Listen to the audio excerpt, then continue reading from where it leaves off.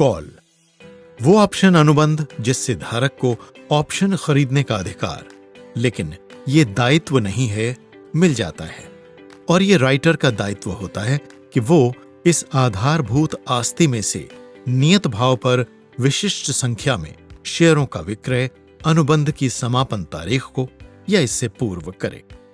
Call date वो तारीख जिसको कॉलेबल प्रतिदेय बॉन्ड्स परिपक्वता से पूर्व ही मोचन योग्य हो जाते हैं। कॉल प्रोटेक्शन बॉन्ड के कॉल होने पर निवेशक को प्राप्त सुरक्षा स्तर। आमतौर पर इसकी गणना उस दिन से लेकर कॉल डेट के बीच की वर्ष संख्या होती है। कॉल स्प्रेड एक साथ क्रय एवं विक्रय करने वाला वो कॉल ऑप्शन कॉन्ट्रैक्ट जिसमें आधारभूत प्रतिभूति वही हो, लेकिन इनकी समापन तारीख और प्रायोगिक मूल्य में से कोई एक या दोनों भिन्न हो। कॉलेबल प्रतिदेय कुछ बॉन्ड्स या संपरिवर्तनीय प्रतिभूतियों की प्रतिभूति विशेषता जो जारीकर्ता को वास्तविक परिपक्वता तारीख के पूर्व ही इशू के मोचन की अनुमति देती है। यदि मौजूदा ब्याज दरें प्रतिभूति के लिए चुकाई प्राप्ति यानी यील्ड से नीचे आ जाती हैं, तो जारीकर्ता के लिए सबसे अच्छा यही है कि वो कॉल द्वारा प्रतिभूति का मोचन करे और इसे नई कम दर पर पुनः हासिल करे। प्रतिभूति स्वामी के इस जोखिम को दर्शाने के लिए प्रायः प्रतिदेय यानी कॉलेबल प्रतिभूति का भाव गैर प्रतिदेय प्रतिभूति से कम होता है। कॉलेबल बॉन्ड प्रतिदेय बॉन्ड वो बॉन्ड जिसके बारे में जारीकर्ता निर्दिष्ट परिपक्वता तारीख से पहले ही मोचन का फैसला ले सकता है। कॉल डेट और कॉल प्राइस हमेशा दिए रहते हैं। प्रतिदेय बॉन्ड आमतौर पर गैर प्रतिदेय बॉन्ड से कम पर ट्रेड करता है। कैपिटल एक्सपेंडिचर्स पूंजीगत व्यय किसी निश्चित अवधि के दौरान दीर्घावधिक आस्ति जैसे जमीन, संयंत्र व उपकरणों को प्राप्त करने के लिए किया गया व्यय। कैपिटल गेन पूंजीगत अभिलाभ वो राशि जिससे किसी आस्ति का विक्रय भाव उसके मूल खरीद भाव से अधिक हो जाए। प्राप्त पूंजीगत अभिलाभ वो निवेश है जिसे मुनाफे पर बेचा गया है। अप्राप्त पूंजीगत अभिलाभ वो निवेश है जिसे यदि बेचा जाए तो उसका परिणाम मुनाफा होता है।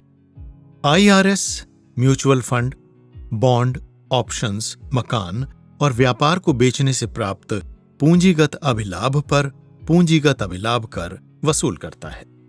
कैपिटल ग्रोथ पूंजीगत समवृद्धि निवेश में हुई मूल्य वृद्धि जिसका कारण उसका भाव बढ़ना या उससे हुए मुनाफे को पुनः निवेशित करना हो।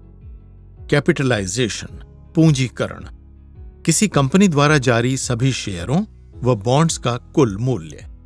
कैपिटल लॉस पूंजीगत हानि किसी निवेश या आस्ति का मूल्य कम होना, ये पूंजीगत समवृद्धि का विलोम है। कैपिटल स्टॉक पूंजीगत स्टॉक किसी कॉरपोरेशन की साधारण और अधिमानित स्टॉक्स। कैश फ्लो नकदी प्रवाह कई बार इसे नकद उपार्जन भी कहा जाता है। ये मूल्य ह्रास, परिशोधन तथा गैर नकद प्रभारों से पूर्व का शुद्ध उपार्जन है जो कंपनी की ऋण शोधन क्षमता यानी सॉल्वेंसी निर्धारित करने में उपयोगी होता है।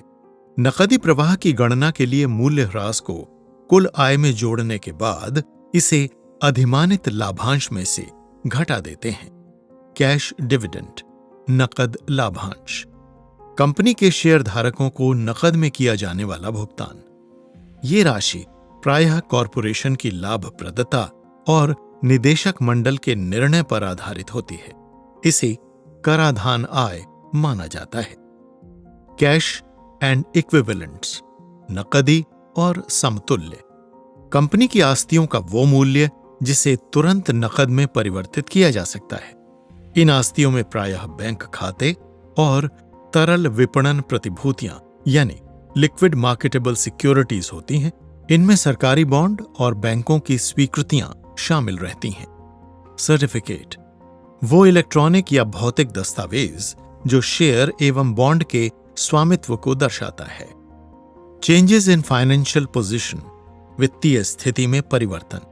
परिचालन द्वारा भीतर से प्राप्त वो फंड स्रोत जो कंपनी की नकद प्रवाह स्थिति को परिवर्तित कर देते हैं, जैसे मूल्य ह्रास, आस्थगित कर, अन्य स्रोत और पूंजीगत व्यय। चीफ एग्जीक्यूटिव ऑफिसर सीईओ, मुख्य कार्यकारी अधिकारी सीईओ, वो सबसे उच्च पदस्थ व्यक्ति जो कॉरपोरेशन के दैनिक परिचालन का प्रबंधन करता है। इसकी नियुक्ति निदेशक मंडल द्वारा होती है। क्लास, वर्ग, एक ही प्रकार के ऑप्शंस, एक ही प्रकार की प्रतिभूतियों पर कॉल और पुट। क्लियरिंग कॉरपोरेशंस, समाशोधन निगम, वो वितरण केंद्र जो अपनी सदस्य ब्रोकरेज फर्मों के लिए परिचालित होता है, जो एक्सचेंज के साथ काम करते हुए व्यापार तुलना, समझौता और समानुदेशन प्रक्रिया को व्यवस्थित करता है। क्लाइंट अकाउंट स्टेटमेंट, ग्राहक लेखा विवरण, ग्राहक की पोजीशन और गतिविधियों का विवरण जिसे हर तिमाही पर भेजना आवश्यक है, मगर यदि खाते में मासिक गतिविधियां हों तो इसे प्रतिमाह भेजना होता है। क्लिफिंग, एक निवेश रणनीति जो पोर्टफोलियो में बॉन्ड्स को इस तरह संयोजित करती है जिससे वो सब एक साथ परिपक्व हो जाएं। क्लोज, बंद भाव, किसी कारोबारी दिवस में प्रतिभूतियों के अंतिम सौदे का भाव। क्लोज्ड एंड फंड्स, वो म्यूचुअल फंड जिसमें शुरुआती प्रस्ताव के बाद कोई नए शेयर नहीं निकाले जाते।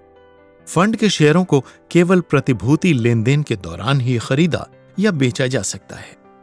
इन क्लोज्ड एंड फंड का निवेश पेशेवर सक्रिय प्रबंधन कर सकता है। क्लोजिंग परचेज, अंतिम क्रय, वो सौदा जिसमें क्रेता की मंशा शॉर्ट ऑप्शन पोजीशन से बचना या कम करना होती है। Buy to close. Closing sale, अंतिम विक्रय, वो सौदा जिसमें क्रेता की मंशा लॉन्ग ऑप्शन पोजीशन से बचना या कम करना होती है। Sell to close. Closing transaction, अंतिम सौदा, ऑप्शन अनुबंध जिसका निष्पादन सौदे को पूरा करने के लिए होता है। इसे पूरा करने के लिए क्लोज धारक विक्रय करता है जबकि राइटर इसे पूरा करने के लिए क्रय करता है। कोलेटरल ट्रस्ट बॉन्ड, संपार्श्विक न्यास बॉन्ड, ऋण पत्र जिसे एक कॉरपोरेशन जारी करता है और दूसरे कॉरपोरेशन की प्रतिभूतियां इसका समर्थन करती हैं। कॉम्बिनेशन, वो ऑप्शन रणनीति जिसमें एक ही अधिमानित प्रतिभूति के विभिन्न नियत भावों और या समाप्ति तिथि पर विक्रय या क्रय के पुट और कॉल शामिल रहते हैं। कॉम्बिनेशन ऑर्डर, वो आदेश जिसमें एक के बाद एक अधिमानित प्रतिभूति की कॉल द्वारा खरीद और पुट द्वारा बिक्री या पुट द्वारा खरीद और कॉल द्वारा बिक्री की जाती है। कमर्शियल पेपर, वाणिज्यिक पत्र, कॉरपोरेशनों द्वारा जारी किया जाने वाला लघु आवधिक ऋण पत्र। इसे जारी करते समय ब्याज दरें तय होती हैं और इन्हें तभी प्राप्त किया जा सकता है जब इसे परिपक्वता तक रखा जाए। कमीशन, वो शुल्क जो ब्रोकर को ट्रेड निष्पादन या निवेश पोर्टफोलियो प्रबंधन के लिए चुकाया गया है। ये कमीशन प्रभार ब्रोकरेज की प्रकृति पर निर्भर करता है। ये प्रतिभूतियों के प्रकार, ट्रेड किए गए शेयरों की संख्या या प्रतिभूति के डॉलर मूल्य पर आधारित हो सकता है। कॉमन इक्विटी, शेयरधारक की कॉमन स्टॉक में योगदान देने वाली इक्विटी संख्या। कॉमन इक्विटी में प्रायः सम मूल्य पर कॉमन स्टॉक, अधिक पूंजी और प्रतिधारित उपार्जन शामिल रहते हैं। कॉमन स्टॉक, किसी कॉरपोरेशन में स्वामित्व को दर्शाने के लिए जारी प्रतिभूति। आम शेयरधारक प्रबंधन चुनाव में वोट, कॉरपोरेट निर्णयों में भागीदारी और लाभांश प्राप्त कर सकते हैं।